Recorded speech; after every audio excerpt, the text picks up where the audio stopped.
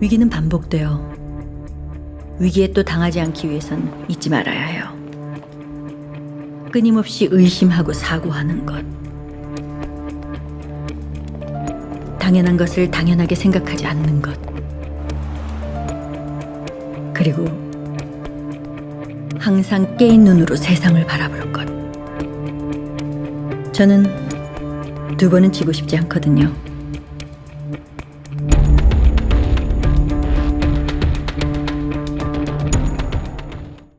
안녕하세요. 미국 주식 버드아입니다. 안녕하세요.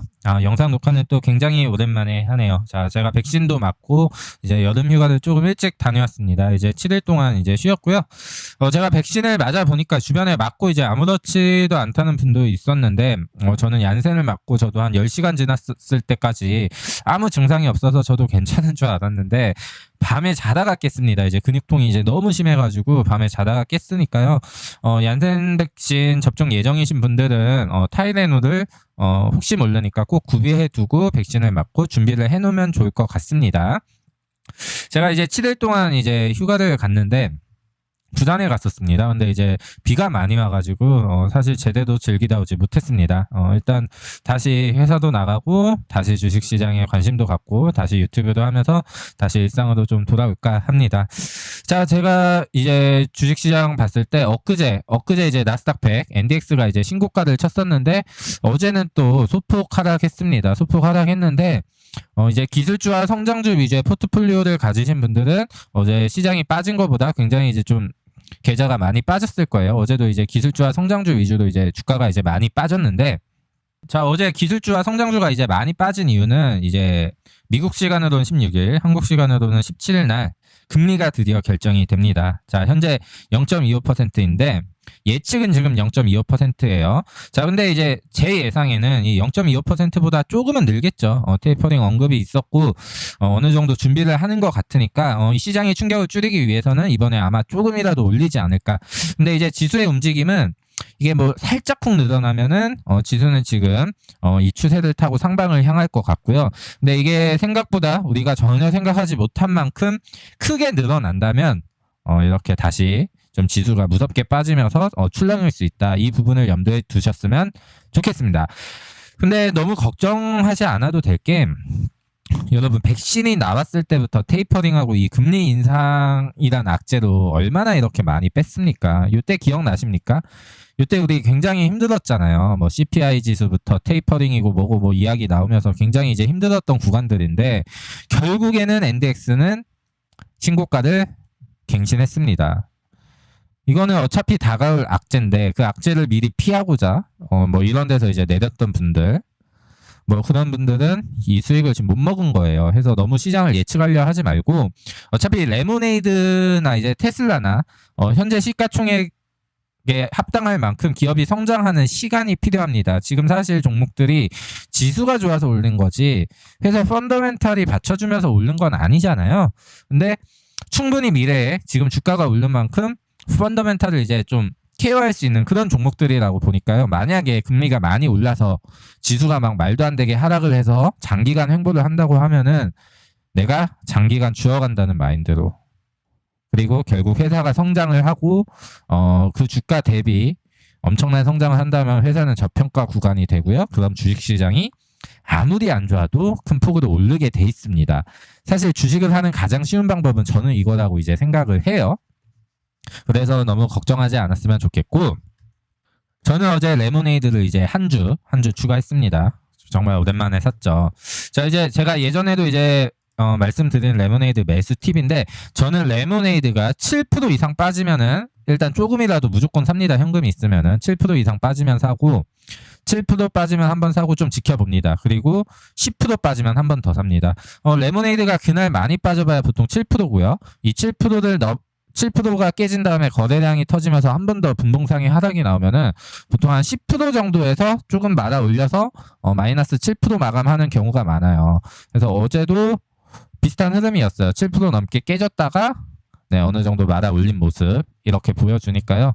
저는 항상 뭐 제가 지수를 예측해서 이 주식을 사모은다기보다 7% 빠지면 매수, 10% 빠지면 그날 한 번 더 매수, 그리고 15% 빠지면 매수, 이렇게 제 매수 원칙을 가지고 그동안 모아왔던 것 뿐입니다. 제가 뭐 이 지수를 예측하거나 이 뭐 금리 결정에 뭐 시장이 어떻게 반응할 것인가 그런 부분에 예측해서 저는 절대 매수하는 게 아니에요. 그냥 제가 세워놓은 기존의 원칙 가지고 매수를 해서 이렇게 빨간색으로 어쨌거나 돌려놓은 겁니다. 테슬라도 마찬가지였고요. 제가 뭐 그렇게 복잡하게 주식을 하는 사람은 아닙니다. 자, 그리고 이건 제가 커뮤니티 게시판에서 언급을 했던 내용인데, 우리가 레모네이드 이제 주식이 이때 급락을 할 때 이때 PS 레이시오가 한 68 정도 됐던 것 같아요. 굉장히 높았잖아요. 근데 지금 PS 레이시오가 61 정도까지 올라왔으니까 이게 좀 굉장히 좀 밸류에이션이 많이 올라오지 않았나, 또 좀 과하게 올라오지 않았나 이렇게 생각을 하실 수가 있는데, 자, 보험회사 매출액은요, PS 레이시오가 이제 매출액 대비 주가 비율이잖아요. 보험회사 매출액은 고객으로부터 이제 받은 보험료에서 고객이 이제 청구한 클레임권을 지불하고 난 다음에 남은 돈이 이제 매출액으로 이제 계산이 되는데요. 조금 다르게 해석해야 되는 게 뭐냐면, 저희가 21년 1분기 실적 발표에서 텍사스 프리즈로 인한 손실률 120%를 이제 지급을 했단 말이에요. 그러니까 매출액이 잡히기보다는 20년 4분기 매출액마저 깎아먹는 수치잖아요. 그래서 그 부분 때문에 이게 단기적으로 좀 많이 올라와 있다, 이렇게 이제 해석을 하시면 됩니다. 그래서 이게 앞으로 좀 떨어지는 거는 기정사실화가 된 거죠. 앞으로 뭐 자연재해가 일어나지 않는다면. 그래가지고 지금 이걸 어느 정도 감안을 해서 보셔야 되는데, 요거 계산은 제가 시간 날 때 다시 한번 해볼게요. 그리고 제 유튜브를 처음부터 지금까지 꾸준히 봐오셨던 분들은 이제 제 투자 스타일을 아실 거예요. 저는 절대 포트폴리오를 과하게 분산하지 않습니다. 소수의 종목에 이제 집중 투자하는 거를 좋아하는데요. 그렇기 때문에 물론 리스크는 올라가겠지만 제가 오늘날까지 그래도 상당한 수익률을 기록했다고 이제 생각을 합니다.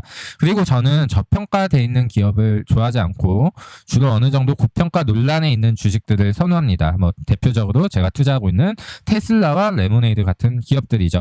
그 이유는 제가 고평가의 이 종목을 사더라도 제가 만약에 그게 고평가로 오버밸류로 주가가 하락한다면은 저는 어차피 그 주식을 더 싼 가격에 계속 매입해 나갈 거기 때문에 제가 사실 그런 밸류에이션 같은 거를 잘 계산을 안 하고 들어가는 거예요. 제가 레모네이드를 150불 때 맨 처음 샀습니다. 그때 생각은 이거였어요. 떨어지면 어차피 더 살 건데 아무 문제가 안 되는 거죠. 근데 만약에 이게 안 빠지면은 여러분은 이 종목하고 인연을 가져갈 수가 이제 없는 겁니다. 그리고 미래에 전망이 좋은, 미래에 잘 될 것 같은 기업은 이 밸류에이션이 절대 저평가 구간에 오지 않습니다. 지금 테슬라 밸류에이션이 PER로 영업이익 기준으로 500대잖아요. 그게 이제 뭐 100 아래로는 절대로 안 올 것 같죠. 뭐 삼성바이오로직스 이런 게 100 정도 하는 것 같아요, 제 기억에. 근데 제가 이런 투자 스타일을 가지게 된 이유는 제가 2017년도에 이제 코스피가 박스를 뚫고 2600을 가던 불장이 이제 주식을 시작을 했었습니다. 저도 나름대로 주식 공부를 한다고 PER이 뭐 저평가를 판단하는 지표이고 그걸 매수해가지고 기다리면 뭐 주식이 올라간다, 이런 옛날 방법의 그런 주식 투자 방법들 있잖아요. 그래서 제가 그 당시에 삼성바이오로직스가 10만 원대 이제 상장을 했던 걸로 기억을 하는데, 그 삼성바이오로직스가 보여오던 PER은 정말 이제 주식을 그런 식으로 배웠으면 정말 매수를 할 수 없는 주식이었거든요. 근데 그게 결과적으로 지금 삼성바이오로직스의 주가가 80만 원대에 넘게 가버렸잖아요. 저는 그때 그 경험이 저에게 정말 많은 걸 시사했다고 저는 생각이 듭니다. 그런 것들을 보면서 어차피 미래에 잘 될 기업을 내가 밸류에이션을 신경 쓰지 말고 일단 매수한 다음에 어차피 저는 회사를 다니고 꼬박꼬박 매달 현금이 이제 들어오니까 내가 매입 단가를 낮추면은 사실 이 밸류에이션이라는 거는 전혀 문제가 되지 않겠구나, 그런 생각을 했었습니다. 그래서 이제 투자했던 게 테슬라였고요. 그리고 지금은 뭐 테슬라가 너무 많이 올라와서 매수하기를 좀 부담스러우니까 그 뒤에 이제 시작한 게 레모네이드고요. 지금 이제 레모네이드를 제가 이제 약 한 1000만 원치 정도 매수를 한 것 같아요. 근데 저는 이제 장기적으로 한 2000만 원 정도까지 지금 모아갈 의향이 있습니다. 저는 그렇게 투자를 하고 있고요. 요약을 하면 저는 4차 산업혁명이라는 큰 틀에서 베팅을 하고 있습니다. 제가 2017년도 주식을 시작했을 때 4차 산업혁명 관련주들 있잖아요. 구글이나 아마존이나 애플이나 2017년도에도 항상 오버밸류 논란은 항상 있었습니다. 근데 지금 생각해보면 그때 샀으면은 대박이잖아요. 근데 우리가 아직 이 4차 산업혁명의 초기입니다. 아직 시작도 안 했다고 보여지고요. 적어도 5년 내에는 유의미한 결과가 나올 걸로 보고 있고요. 레모네이드 CEO 프리젠테이션에서도 말하죠. 레모네이드가 3개월 뒤에도 3년 뒤에도 크게 바뀌는 건 없을 겁니다. 하지만 시간이 한참 지나서 레모네이드가 성장했던 궤적을 되돌아보면은 어마어마한 변화가 있었을 거예요. 저는 그거에 지금 베팅을 하고 있다고 보면 되고요. 그리고 레모네이드 경영진들이 좀 말도 안 되는 이상을 가지고 있는 거긴 한데 그거는 일론 머스크도 마찬가지였어요. 그 말도 안 되는 이상을 그 꿈을 현실화해 나가고 있는 기업. 저는 레모네이드가 그런 기업이라고 생각을 하고 테슬라와 정말 유사한 점이 많습니다. 그래서 레모네이드에 지금 집중 투자를 하고 있는 거고요. 자, 이렇게 해서 오늘 영상 여기까지 마무리하고요. 저는 오늘도 내일도 몇 개월 뒤에도 절대 지지 않을 겁니다. 난 대체 정체가 뭐지? 제 이름은 버드아이. 레모네이드에 투자는 주주죠. 다음에 더욱더 알찬 정보로 찾아뵙겠습니다. 감사합니다.